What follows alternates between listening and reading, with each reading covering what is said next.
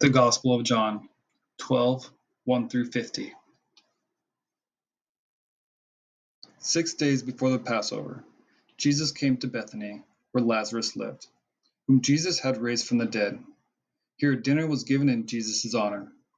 Martha served, while Lazarus was among those reclined at the table for him. Then Mary took about a pint of pure nard, an expensive perfume. She poured it on Jesus' feet and wiped his feet with her hair. And the house was filled with the fragrance of the perfume. But one of his disciples, Judas Iscariot, who was later to betray him, objected. Why wasn't this perfume sold and the money given to the poor? It was worth a year's wage. He did not say this because he cared about the poor, but because he was a thief, a keeper of the money bag. He used to help himself to what was put into it. Leave her alone, Jesus replied. It was intended that she should save this perfume for the day of my burial. You will always have the poor among you, but you will not always have me. Meanwhile, a large crowd of Jews found out that Jesus was there and came, not only because of him, but also to see Lazarus, whom he had raised from the dead. So the chief priests made plans to kill Lazarus as well. For on account of him, many of the Jews were going over to Jesus and believing in him. The next day, the great crowd that had come for the festival heard that Jesus was on his way to Jerusalem. They took palm branches and went out to meet him, shouting, Hosanna! Blessed is he who comes in the name of the Lord. Blessed is the King of Israel. Jesus found a young donkey and sat on it, as it is written, Do not be afraid, daughter Zion. See, your king is coming, seated on a donkey's colt. At first his disciples did not understand all this. Only after Jesus was glorified did they realize that these things had been written about him and that these things had been done to him. Now the crowd that was with him, when he called Lazarus from the tomb and raised from the dead, continued to spread the word. Many people, because they had heard that he had performed this sign, went out to meet him. So the Pharisees said to one another, See, this is getting us nowhere. Look how the whole world has gone after him. Now there were some Greeks among those who went up to worship at the festival.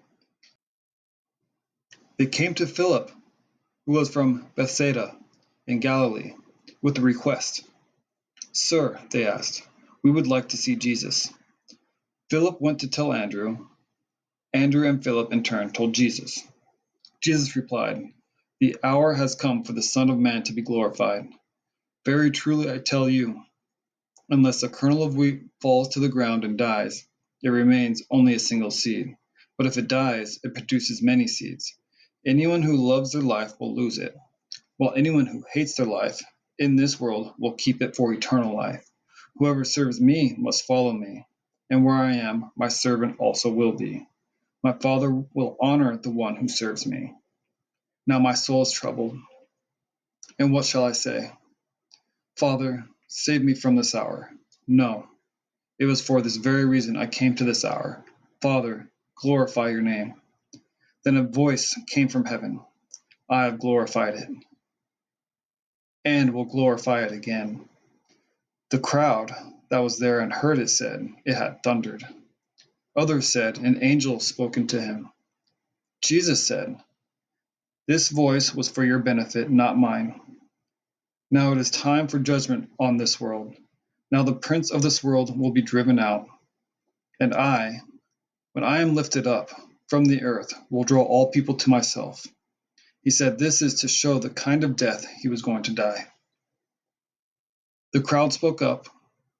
We have heard from the law that the Messiah will remain forever. So how can you say, the Son of Man must be lifted up? Who is this Son of Man? Then Jesus told them, You are going to have the light just a little while longer. Walk while you have the light, before darkness overtakes you. Whoever walks in the dark does not know where they are going. Believe in the light while you have the light, so that you may become children of light. When he had finished speaking, Jesus left and hid himself from them. Even after Jesus had performed so many signs in their presence, they still would not believe in him. This was to fulfill the word of Isaiah the prophet. Lord, who has believed our message?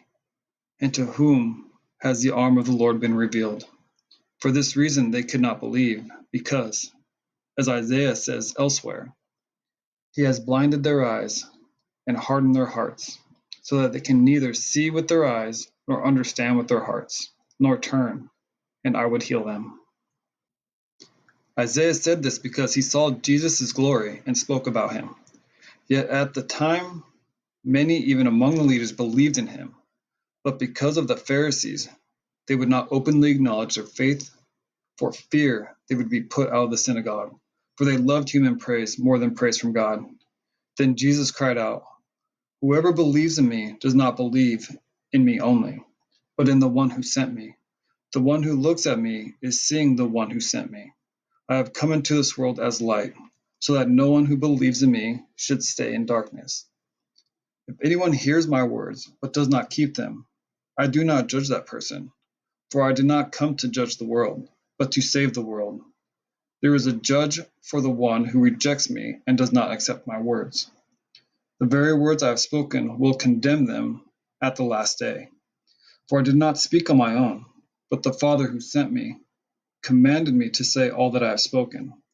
I know that his command leads to eternal life, so whatever I say is just what the Father has told me to say."